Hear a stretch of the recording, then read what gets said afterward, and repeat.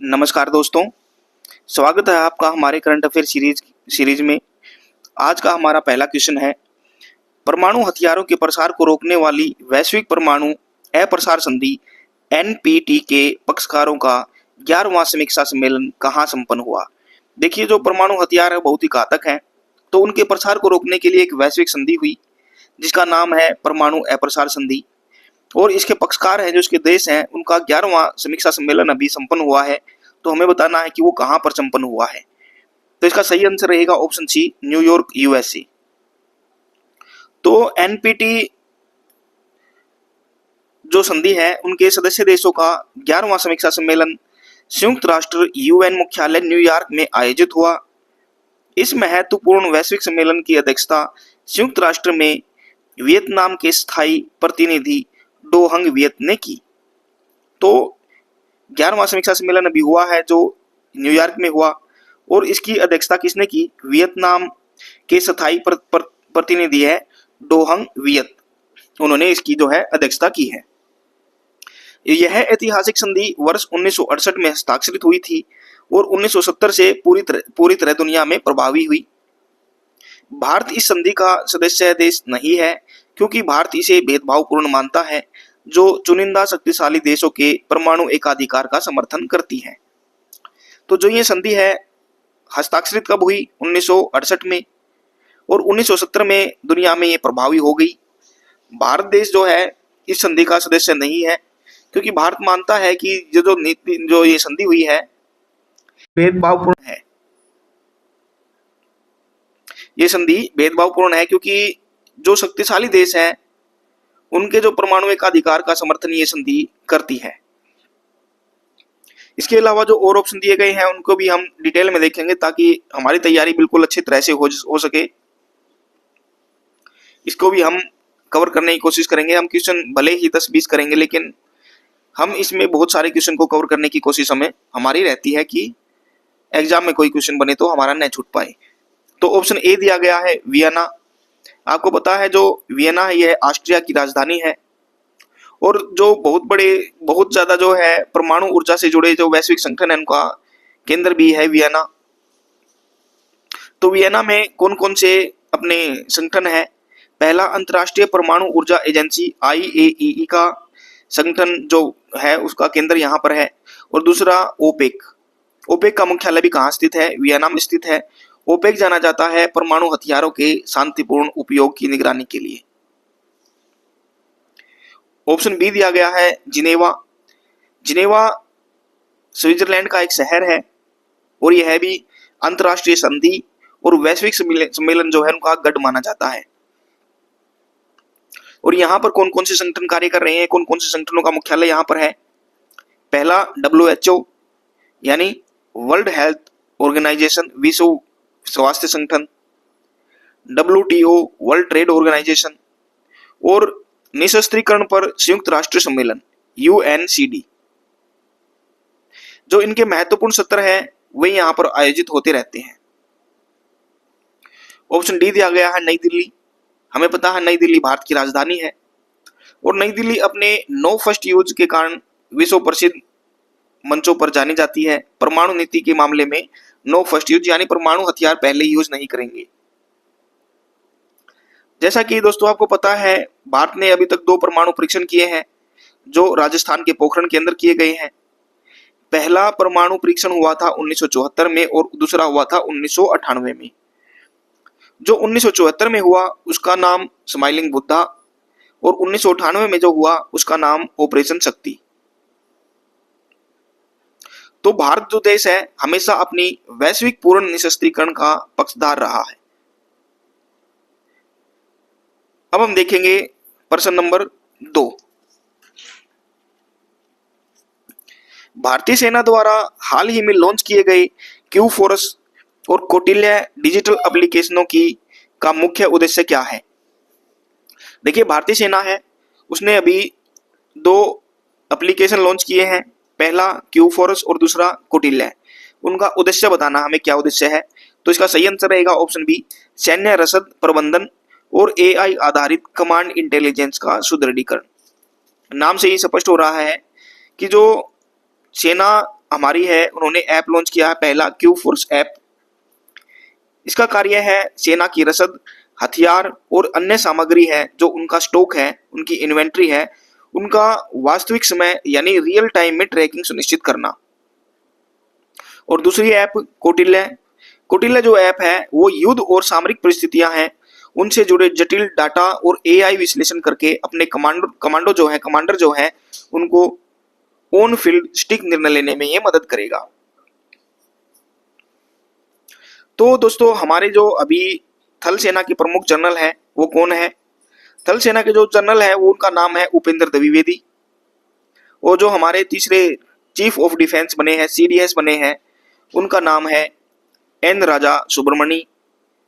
और नौसेना के प्रमुख है, उनका नाम है कृष्णा स्वामीनाथन। याद रखिएगा, बिल्कुल इंपॉर्टेंट रहने वाले हैं। अभी और ऑप्शन देख लेते हैं। ऑप्शन ए दिया गया है साइबर सुरक्षा सुदृढ़ीकरण। इसके नाम से स्पष्ट हो रहा, साइबर सुरक्षा। साइबर सुरक्षा जो है डिजिटल नेटवर्क को हैकर और विदेशी साइबर हमलों से बचाने के लिए एक विंग से संबंधित है।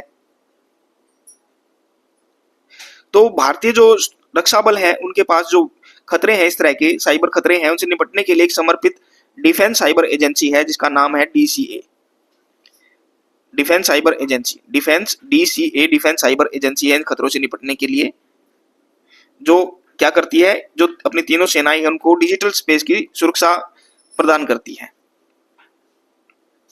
इसके अलावा ऑप्शन सी दिया गया है सीमा पर ड्रोन निगरानी। ड्रोन निगरानी भी जैसे इसके नाम से स्पष्ट हो रहा है, ड्रोन के जरिए जो सीमा है उनकी रक्षा करना। तो जो अपनी LAC है और LOC है, वहां पर दुश्मनों की घुसपैठ को रोकने के लिए ये जो ड्रोन प्रणाली है इसका यूज किया जा रहा है। तो बड़ी संख्या में अपनी जो सीमा है उन पर जो अपने स्वदेशी ड्रोन जो है जिसका नाम नागास्त्र है उनको रखा गया है। और इजराइल का जो हेरोन ड्रोन है, इजराइल का हेरोन ड्रोन है, उनका इस्तेमाल बड़ी संख्या में यहां पर किया जा रहा है। ऑप्शन डी दिया गया है सैनिकों की ऑनलाइन भर्ती प्रक्रिया। सैनिकों की ऑनलाइन भर्ती प्रक्रिया का मतलब क्या है कि ऑनलाइन भर्ती प्रक्रिया हो रही है सेना में। आजकल जो युवा लिए जा रहे हैं उसको पारदर्शी डिजिटल भर्ती ढांचे को ये दर्शा रहा है। तो जो अब सेना में भर्ती हो रही है अपनी अग्निवीर योजना के तहत हो रही है। तो अग्निवीर योजना के तहत ज्वाइन इंडियन आर्मी के आधिकारिक डिजिटल पोर्टल के माध्यम से ये पूरी तरह से ऑनलाइन कर दी गई है। अभी हम देखेंगे प्रश्न नंबर 3। देश में पहली बार आयोजित होने वाली महत्वाकांक्षी वर्ल्ड योगासन चैंपियनशिप 2026 का आयोजन कहां किया जाएगा? तो पहली बार आयोजित हो रही है अपने देश में जो वर्ल्ड योगासन चैंपियनशिप है 2026, इसका आयोजन बताना है हमें कहां पर किया जाएगा। तो इसका सही आंसर रहेगा ऑप्शन बी, अहमदाबाद, गुजरात के अंदर। केंद्रीय खेल मंत्री मनसुख मांडविया है, उन्होंने जून 2026 में आयोजित होने वाली पहली विश्व योगासन चैंपियनशिप के आधिकारिक शुभंकर और जर्सी काल को जो है लॉन्च किया है। तो ये जो प्रतियोगिता है इसमें दुनिया के 60 से अधिक देश, उनके जो शीर्ष एथलीट है वे हिस्सा लेने भारत में आएंगे। भारत में अहमदाबाद गुजरात के अंदर जो हो रही है। तो इस चैंपियनशिप का आधिकारिक शुभंकर है वो है वीर, यानी एक शेर का प्रतीक, उसको बनाया गया है वीर। और अहमदाबाद जो है ये कहां पर है? ये साबरमती नदी के किनारे स्थित है। और 2030 में जो राष्ट्रमंडल खेल कॉमनवेल्थ गेम होने वाले हैं इसकी मेजबानी भी किनको सौंपी गई है? अहमदाबाद गुजरात को। इसके अलावा और ऑप्शन दिए गए हैं। Option A Rishikesh. ऋषिकेश योग की वैश्विक राजधानी बोला जाता है, उत्तराखंड के अंदर यह स्थित है। Yoga capital of the world के रूप में यह प्रसिद्ध है। और ये बसा कहां पर है? ये बसा है गंगा नदी के किनारे, जहां पर हर साल मार्च के महीने में अंतर्राष्ट्रीय योग महोत्सव का बड़े पैमाने पर आयोजन किया जाता है। ऑप्शन सी दिया गया है वाराणसी। वाराणसी जो है उत्तर प्रदेश की सांस्कृतिक और आध्यात्मिक नगरी है। और ये भी गंगा किनारे है, गंगा घाट और योग साधना के प्राचीन केंद्रों के लिए जानी जाती है। और जो वाराणसी है उसको संघाई सहयोग संगठन यानी SCO की पहली सांस्कृतिक और पर्यटन राजधानी के रूप में चुना गया था। ऑप्शन डी दिया गया है नई दिल्ली। नई दिल्ली जो राष्ट्रीय राजधानी है अपनी, यहाँ राष्ट्रीय और अंतर्राष्ट्रीय स्तर के बड़े खेल आयोजन और डिप्लोमेटिक इवेंट्स आयोजित किए जाते हैं। और जो 21 जून को अंतर्राष्ट्रीय योग दिवस मनाया गया है, उसका पहला मुख्य वैश्विक आयोजन 2015 में नई दिल्ली के ऐतिहासिक राजपथ यानी जो कर्तव्य पथ है, अब नाम जिनका राजपथ है उनका नाम अब कर्तव्य पथ हो गया है, वहां पर किया गया था। 21 जून को मनाया जाता है अंतर्राष्ट्रीय योग दिवस और पहली बार 2015 में इसका आयोजन कहां पर किया गया था? राजपथ यानी जो अब कर्तव्य पथ के नाम से है वहां पर यह किया गया था। 5, केंद्र सरकार ने जल प्रबंधन और बाढ़ नियंत्रण के लिए ब्रह्मपुत्र समीक्षा बोर्ड में किन 2 नए राज्यों को शामिल किया है? जल प्रबंधन और बाढ़ नियंत्रण के लिए ब्रह्मपुत्र जो समीक्षा बोर्ड है, नए 2 राज्य शामिल किए गए हैं। कौन कौन से शामिल किए गए हैं? इसका सही आंसर रहेगा ऑप्शन बी, सिक्किम और पश्चिम बंगाल। जो ब्रह्मपुत्र है उसकी प्रमुख सहायक नदी तीस्ता नदी है, उसके अपवाह क्षेत्र सिक्किम और पश्चिम बंगाल राज्यों में आता है। तीस्ता नदी है जो ब्रह्मपुत्र की सहायक नदी, उसका अपवाह क्षेत्र आता है सिक्किम और पश्चिम बंगाल के राज्यों में। तीस्ता नदी के जल से आने वाली विनाशकारी बाढ़ के बेहतर प्रबंधन और सिंचाई परियोजनाओं के सही क्रियान्वयन के लिए सरकार ने इन दोनों राज्यों को बोर्ड का हिस्सा बनाया है।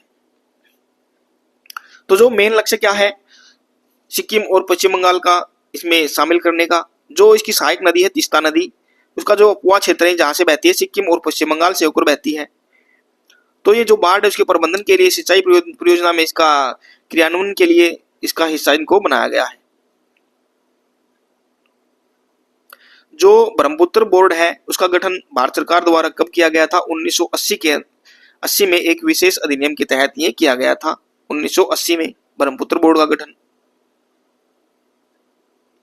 और इसके पदेन अध्यक्ष जो है भारत के केंद्रीय जल शक्ति मंत्री होते हैं और वर्तमान में वे कौन है? CR पाटिल। कौन है? CR पाटिल। इसके अलावा और ऑप्शन दिए गए, ऑप्शन ए बिहार और झारखंड।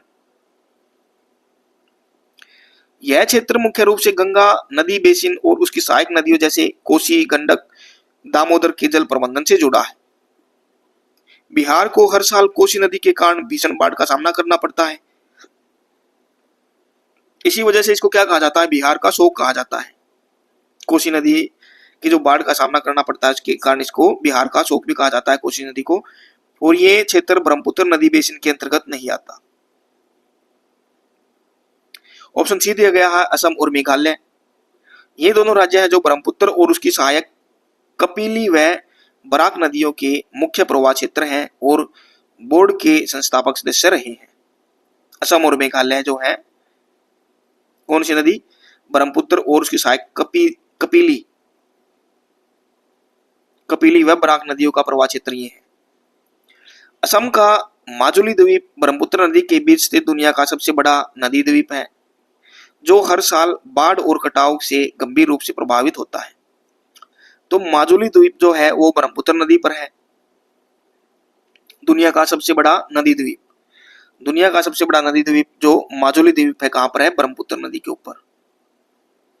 ऑप्शन डी दिया गया है ओडिशा और छत्तीसगढ़। ये जो है मुख्य रूप से महानदी नदी बेसिन के जल विवाद और प्रबंधन से संबंधित है। महानदी जल विवाद के निपटारे के लिए छत्तीसगढ़ और उड़ीसा के बीच एक समर्पित न्यायाधिकरण कार्यरत है जिसका ब्रह्मपुत्र बोर्ड से कोई संबंध नहीं है।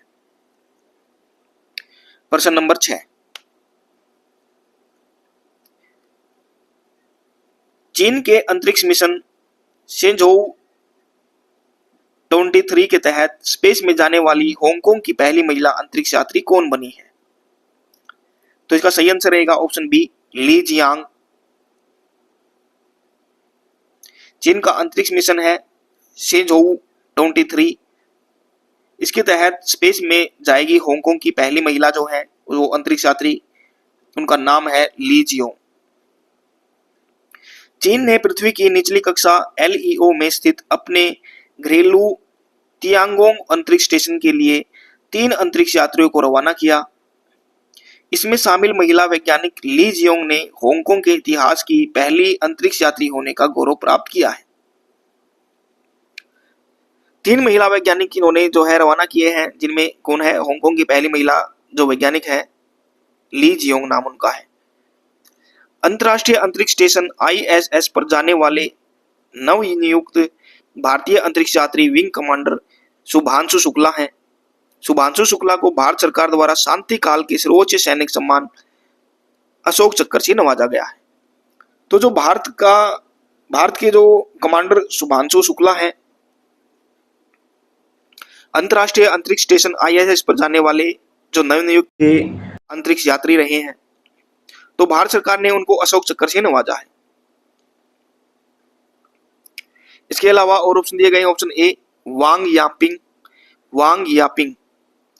यह चीन की एक बेहद प्रसिद्ध और अनुभवी महिला अंतरिक्ष यात्री है। वांग यापिंग चीन के अंतरिक्ष स्टेशन के बाहर स्पेस वॉक करने वाली चीन की पहली महिला अंतरिक्ष यात्री के रूप में इतिहास रच चुकी है। जो वांग यापिंग है वो चीन की एक अनुभवी महिला अंतरिक्ष यात्री है और जो स्पेस स्टेशन है उसके बाहर स्पेस वॉक करने वाली चीन की पहली अंतरिक्ष जो है महिला ये बन चुकी है। ऑप्शन सी दिया गया है लियू यांग। अंतरिक्ष के क्षेत्र में चीन का नाम वैश्विक स्तर पर रोशन करने वाली पहली चीनी महिला ये है, लियू यांग। वर्ष 2012 में शेंझोउ 9 मिशन के तहत अंतरिक्ष में उड़ान भरने वाली लियू यांग चीन की सबसे पहली महिला अंतरिक्ष यात्री बनी थी। तो जो चीन की सबसे पहली महिला अंतरिक्ष यात्री कौन बनी थी, लियू यांग जो है चीन की है, वो बनी थी 2012 में। कौन से मिशन के तहत, शेंझोउ 9 मिशन के तहत। ऑप्शन डी दिया गया है चांग ए। यह किसी महिला अंतरिक्ष यात्री का नाम नहीं है, बल्कि यह चीन की महत्वाकांक्षी मून मिशन चंद्रमा कार्यक्रमों के लिए एक प्रसिद्ध सीरीज है। कौन सी, चांग ए। चीन के चांग ए रोबोटिक मिशनों ने चंद्रमा के सुदूर हिस्से से मिट्टी और चट्टानों के नमूने पृथ्वी पर लाकर इतिहास रचा है। प्रश्न नंबर 7, हाल ही में जारी सरकारी सैंपल रजिस्ट्रेशन सिस्टम SRS सांख्यिकी रिपोर्ट के अनुसार भारत में वर्तमान नवजात मृत्यु दर कितनी दर्ज की गई है? नवजात मृत्यु दर बतानी है। इसका सही आंसर है ऑप्शन बी 18.3 प्रति 1000 जीवित जन्मों पर। भारत के रजिस्ट्रार जनरल द्वारा जारी आधिकारिक सांख्यिकी रिपोर्ट के अनुसार देश में नवजात शिशुओं की मृत्यु दर घटकर 18.3 प्रति 1000 हो गई है। कितनी? 18.3 प्रति 1000। इस सूची में देश में सबसे न्यूनतम और स्वास्थ्य के लिहाज से बेहतर स्थिति केरल की है, जबकि अधिकतम मृत्यु दर मध्य प्रदेश और छत्तीसगढ़ में है। सबसे न्यूनतम जो मृत्यु दर है कहां पर है? केरल में। और सबसे अधिक मृत्यु दर मध्य प्रदेश और छत्तीसगढ़। तो जो ये रिपोर्ट है इसके अनुसार भारत की कुल प्रजनन दर गिरकर अब कितनी हो गई है? 1.9 पर आ गई है। यह दर जनसंख्या स्थिरता के लिए आवश्यक वैश्विक मानक प्रतिस्थापन दर 2.1 से भी काफी कम है। इसके अलावा और ऑप्शन दिए गए थे 22.5 प्रति 1000 जीवित जन्मों पर। यह कुछ वर्ष पहले जो है नवजात मृत्यु दर के आंकड़े है जो उनको दर्शाता है। ऑप्शन सी दिया गया है 15.2 1000 जीवित जन्मों पर। जो यह जो दर है ये अत्यंत आदर्श और विकसित राज्य जैसे केरल है और तमिलनाडु है उनकी औसत नवजात मृत्यु दर के करीब का लगभग का आंकड़ा है। जो संयुक्त राष्ट्र संघ है, संयुक्त राष्ट्र के सतत विकास लक्ष्य के अनुसार सभी देशों को 2030 तक नवजात मृत्यु दर को कम से कम 12 प्रति 1000 जीवित जन्मों तक लाने का लक्ष्य दिया गया है। ऑप्शन डी 20.1 तो ये भी नहीं है। प्रश्न नंबर 8 देखिए, केंद्रीय मंत्री डॉक्टर जितेंद्र सिंह द्वारा शुरू किए गए उम्मीद कार्यक्रम के दूसरे चरण का प्राथमिक उद्देश्य क्या है? जो केंद्रीय मंत्री हैं डॉक्टर जितेंद्र सिंह, उन्होंने शुरू किया है उम्मीद कार्यक्रम। दूसरे चरण का उद्देश्य बताना, प्राथमिक उद्देश्य क्या है? इसका सही आंसर रहेगा ऑप्शन बी, दुर्लभ अनुवांशिक विकारों की पहचान, प्रबंधन और उपचार। भारत सरकार के विज्ञान और प्रौद्योगिकी मंत्रालय ने नवजात बच्चों और गर्भवती महिलाओं में होने वाले घातक और वंशानुगत रोगों की समय पर पहचान के लिए इस मिशन को शुरू किया है। इसके तहत देश के विभिन्न अस्पतालों में अनुवांशिक बीमारियों की मोलिकुलर स्क्रीनिंग और त्वरित चिकित्सा प्रबंधन की सुविधा दी जा रही है। अच्छा देखिए, जो उम्मीद कार्यक्रम है इसका पूरा नाम unique method of management and treatment of inherited disorder है। इस दूरदर्शी स्वास्थ्य कार्यक्रम के पहले चरण की शुरुआत भारत में पहली बार कब की हुई थी? 2019 के अंदर की गई थी। इसके अलावा ऑप्शन ए दिया गया है ग्रामीण युवाओं को कौशल प्रशिक्षण। तो जो युवा हैं अपने देश के, उनको कौशल प्रशिक्षण देने के लिए मुख्य कार्य जो है केंद्रीय कौशल विकास मंत्रालय की प्रधानमंत्री कौशल विकास योजना के तहत किया जाता है। ऑप्शन सी दिया गया है डिजिटल साक्षरता का प्रचार। तो भारत में डिजिटल साक्षरता को बढ़ावा देने के लिए सबसे बड़ा अभियान जो है प्रधानमंत्री ग्रामीण डिजिटल साक्षरता अभियान, इलेक्ट्रॉनिक और आईटी मंत्रालय द्वारा चलाया जा रहा है। ऑप्शन डी कैंसर रोग की मुफ्त दवा वितरण। तो जो कैंसर और अन्य गंभीर बीमारियां हैं उसके मुफ्त इलाज और दवाओं की सुविधा के लिए मुख्य रूप से आयुष्मान भारत प्रधानमंत्री जन आरोग्य योजना के तहत 5 लाख तक के मुफ्त कैशलेस स्वास्थ्य कवर के जरिए दिया जाता है। प्रश्न नंबर 9, रांची के बिरसा मुंडा स्टेडियम में आयोजित फेडरेशन कप राष्ट्रीय एथलेटिक चैंपियनशिप 2026 में किस स्पर्धा में संयुक्त नेशनल रिकॉर्ड बना है? तो जो झारखंड की राजधानी है रांची, बिरसा मुंडा स्टेडियम वहां पर है, उसमें आयोजित हो रहा है फेडरेशन कप राष्ट्रीय एथलेटिक चैंपियनशिप 2026। नेशनल रिकॉर्ड बना है कौन सा? इसके सही आंसर है ऑप्शन बी, पोल वॉल्ट स्पर्धा में। पोल वॉल्ट स्पर्धा में फेडरेशन कप की पोल वॉल्ट स्पर्धा में मध्य प्रदेश के युवा एथलेटिक देव मीणा और उत्तर प्रदेश के कुलदीप कुमार के बीच कड़ा मुकाबला हुआ। दोनों खिलाड़ियों ने एक समान 5.45 मीटर की शानदार छलांग लगाई। स्कोर जो है पूरी तरह से टाई होने के कारण एथलेटिक महासंघ ने संयुक्त रूप से दोनों का नाम नया जो है राष्ट्रीय रिकॉर्ड दर्ज किया है। और इसी चैंपियनशिप के दौरान भारतीय एथलेटिक जो गुरविंदर सिंह है, उन्होंने भी एक नया इतिहास रचा है। उन्होंने क्या किया है, 100 मीटर की रेस को मात्र 10.9 सेकेंड में पूरा करके एक नया राष्ट्रीय रिकॉर्ड बनाया है। ये महत्वपूर्ण रहेगा। गुरविंदर सिंह पहले भी हम ये कर चुके हैं, ये करंट अफेयर में पढ़ चुके हैं। इसके अलावा ऑप्शन ए 100 मीटर फराटा दौड़, ये भी नहीं है। जो भारत के महान धावक मिल्खा सिंह है और पीटी उषा है, उन्होंने अंतर्राष्ट्रीय स्तर पर इस श्रेणी के स्प्रिंट इवेंट में देश का नाम ऊंचा किया था। लेकिन जो ये चैंपियनशिप में संयुक्त रिकॉर्ड पोल वॉल्ट में ही बना है। ऑप्शन सी ऊंची कूद। तो ऊंची कूद में अपना कौन सा जो ये है तेजस्विनी शंकर जो है ऊंची कूद में एक बेहद प्रसिद्ध राष्ट्रीय रिकॉर्ड धारक है और एशियाई खेलों में पदक विजेता भी रहे हैं। कौन? तेजस्विनी शंकर। ऑप्शन डी भाला फेंक जैवलिन थ्रो। तो जैवलिन थ्रो में तो आप जानते ही हैं नीरज चोपड़ा का नाम सबसे पहले आता है। एशियाई खेलों में स्वर्ण पदक इन्होंने जीता था। प्रश्न नंबर 10, असम के होलोंगापार गिबन अभयारण्य में किस पूंछ रहित दुर्लभ जीव ने रेलवे लाइन पार करने के लिए मानव निर्मित कृत्रिम कैनोपी पुल का सफल उपयोग किया है? असम में जो अभयारण्य है होलोंगापार गिबन अभयारण्य, तो एक जीव पूंछ रहित दुर्लभ जीव है। रेलवे लाइन पार करने के लिए उसने मानव निर्मित जो कृत्रिम कैनोपी पुल है उसका उपयोग किया है। तो उसका क्या नाम है? ऑप्शन बी रहेगा इसका सही आंसर, पश्चिमी हुलाक गिबन।